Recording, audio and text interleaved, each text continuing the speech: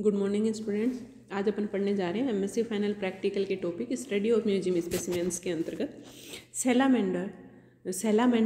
Salamander की जो कि एक एम्फीबियन है उसकी स्टडी अपन करने जा रहे हैं। सबसे पहले अपन देखते हैं इसके सिस्टमेटिक पोजीशन, क्योंकि म्यूजियम स्पेसिमेंस की जब भी स्टडी करते हैं सबसे पहले सिस्टमेटिक पोजीशन आइडेंटिफिकेशन के बाद अपन सिस्टमेटिक पोजीशन उसकी कंसिडर करते हैं। तो बाकी एम्फीबियन जो अपन अभी पढ़ रहे हैं उनके जैसे ई किंगडम, एनिमेलिया, फाइलम, कोडेटा और क्लास एम्फीबिया, इसमें इनके की कैरेक्टर्स पाए जाते हैं। ऑर्डर इसका वही यूरिडेला जो अपने प्रोटियस का पढ़ा वही इसका भी ऑर्डर है यूरिडेला, जिसका दूसरा नाम कोडेटा भी होता है। फैमिली इसकी सैलामेंड्रिडी है जो कि यूरिडेला ऑर्डर के अंतर्गत ही आती है, जिसमें ट्रू सैलामेंडर्स पाए जाते हैं। सब फैमिली की अगर अपन बात करें तो सैलामेंड्रिनी इसकी सब फैमिली होती है। जीनस सैलामेंड्रा, स्पीसीज इसकी सैलामेंड्रा भी होती है, सैलामेंड्रा। अब अपन इसकी देखते हैं एक्सटर्नल मॉर्फोलॉजी।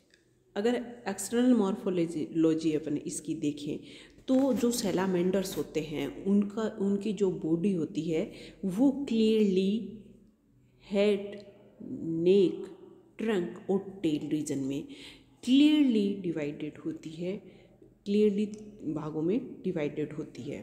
और हेड रीजन पे इसकी मोटी आँखें पाई जाती हैं, जैसे कि एम्फीबियंस की पहचान होती है वैसी आँखें पाई जाती हैं। स्नाउट होता है और इसके जो पैर होते हैं वो भी विकसित डेवलप्ड इसमें लिम्स पाए जाते हैं।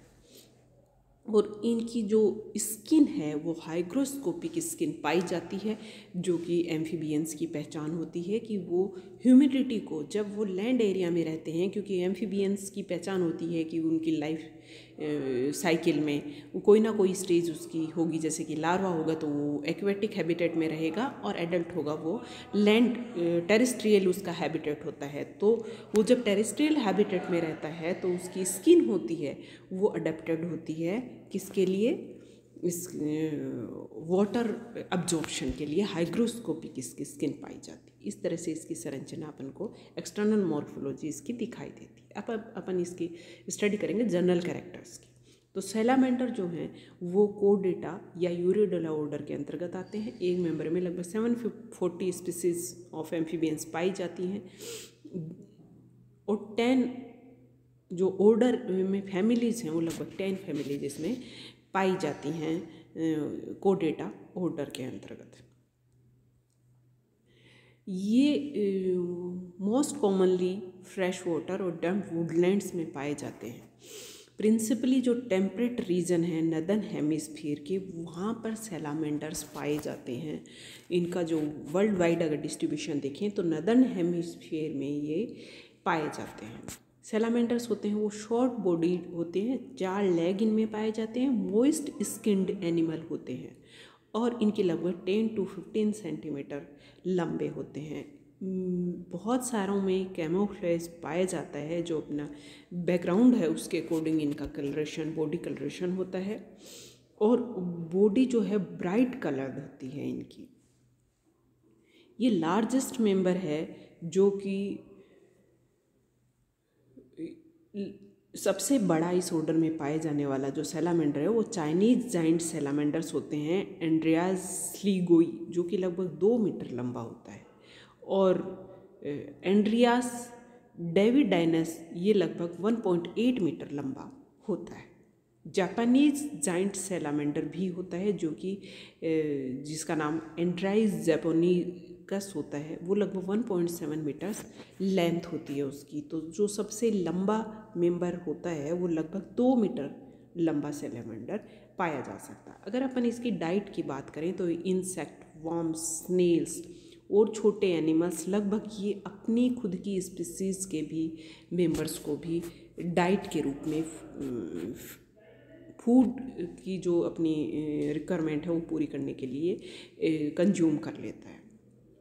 और बाकी एम्फीबियंस की तरह ये भी वाटर को अब्जॉर्ब करने वाली जो स्किन की क्वालिटी है वो इनमें पाई जाती है, इसलिए हाइग्रोस्कोपिक स्किन इसमें होती है जो कि मॉइस्ट हैबिटेट के लिए रिक्वायरमेंट होती है इनकी।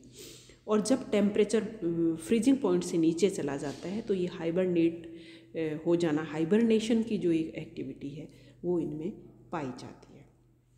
मोस्ट एडल्ट सैलामेंडर्स जो हैं वो दिन में छुपे हुए रहते हैं और रात में वो बाहर निकलते हैं फीड करने के लिए, बाकी अपने रिक्वायरमेंट पूरी करने के लिए, इसलिए ये नॉकटर्नल होते हैं। अंडरग्राउंड छिपे हुए रहते हैं दिन में, और ब्रीडिंग सीजन में ये जो हैं वो बाहर निकलते हैं। और मॉइस्चर का लेवल जब बढ़ जाता है, टेम्परेचर एप्रोप्रिएट होता है, उस टाइम ये इनका ब्रीडिंग सीजन होता है।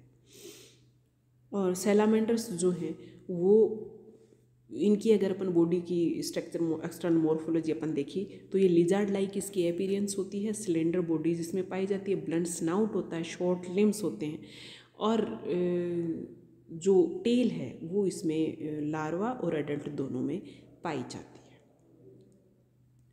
और ये ग्रुप में रहना पसंद करते हैं, और ये मेनली होलाक्टिक रियलम में पाए जाते हैं, नियोट्रोपिकल रियलम में भी ये मिलते हैं डिस्ट्रीब्यूशन की अगर अपन बात करें तो। और इनकी जो लेग हैं उसमें 4 टोज पाए जाते हैं जो फ्रंट लेग हैं उनमें, और हैंड में 5 टोज इसमें पाए जाते हैं। और अगर अपन इसकी रिप्रोडक्शन की अगर अपन बात करें तो ये भी इसमें रिप्रोडक्शन होता है। तो टिपिकली ये एग वाटर में एग लेइंग करते हैं, जिनसे कि लार्वा पानी में डेवलप होता है, और फिर ये जो लार्वा होता है वो एडल्ट में मेटामॉर्फोसिस के बाद कन्वर्ट हो जाता है। कुछ सैलामेंडर्स ऐसे हैं जिनमें कि लार्वल स्टेट में ही वो रिप्रोड्यूस करना शुरू कर देते हैं एडवर्स एनवायरमेंटल कंडीशन होने के कारण, तो वो लार्वल स्टेट में ही वो रिप्रोड्यूस करना शुरू कर देते हैं कि पीडोजेनेसिस उनमें पाया जाता है। 90% सैलामेंडर्स होते हैं उनमें फर्टिलाइजेशन इंटरनल पाया जाता है, और वही इनमें जो रिप्रोडक्शन का प्रोसेस है वो बाकी, और जो अपन ने यूरोडेलन की बात करी तो उनके जैसे ही होता है कि इसमें जो मेल है वो स्पर्मेटोफोर को ग्राउंड या वाटर में डिपॉजिट कर देता है, फीमेल उसको अपने क्लोएका में उठा करके वेंट से अंदर ले लेती है क्लोएका में, और वहाँ पर इंटरनल फर्टिलाइजेशन होता है, और उससे फिर जो है वो एग ले किया जाता है, और उसमें से वो एग लेइंग होती है वो वाटर में होती है, और वहाँ से फिर वो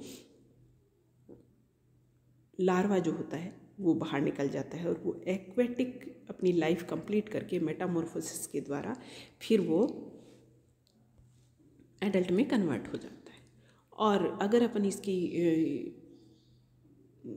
इसका जो कंजर्वेशनल स्टेटस देखें तो लिविंग एम्फीबियन स्पीसीज जो हैं वो डिक्लाइन, बहुत सारी स्पीसीज़ हैं एम्फीबियंस की जो जिनमें कि डिक्रीज़ देखी जा रही है, डिक्लाइनिंग स्टेट में हैं वो, IUCN के द्वारा डिक्लाइनिंग स्टेट उनका घोषित किया गया है। उनका मेन रीज़न होता है जो है काइट्रिडियोमाइकोसिस, एक फंगल डिजीज है जिसकी वजह से उनमें डिक्लाइनिंग देखी गई है। सैलामेंडर्स हैं वो उनकी जो स्पीसीज़ हैं फ्रॉग्स और सिसिलियंस के कंपेरेटिवली ये रिस्क कैटेगरी इस्टेब्लिश्ड है IUCN के द्वारा। लास्ट जो फ्यू डिकेड हैं 20th सेंचुरी के, उसमें सैलामेंडर्स हैं उनमें सिग्निफिकेंट जो डिक्रीज है नंबर में वो देखने को मिला है, लेकिन अभी तक ये कंफर्म नहीं है कि ये जो फंगल डिजीज है इसकी वजह से ही ये डिक्लाइनिंग हो रही है। इस चीज़ को अभी नहीं पता किया जा सका है। इस तरह से आज का अपना जो ये म्यूजियम स्पेसिमेन है इसकी स्टडी यहीं ख़त्म होती है। अपना ध्यान रखिए, अपनों का ध्यान रखिए और पढ़ाई करते रहिए। Thank you.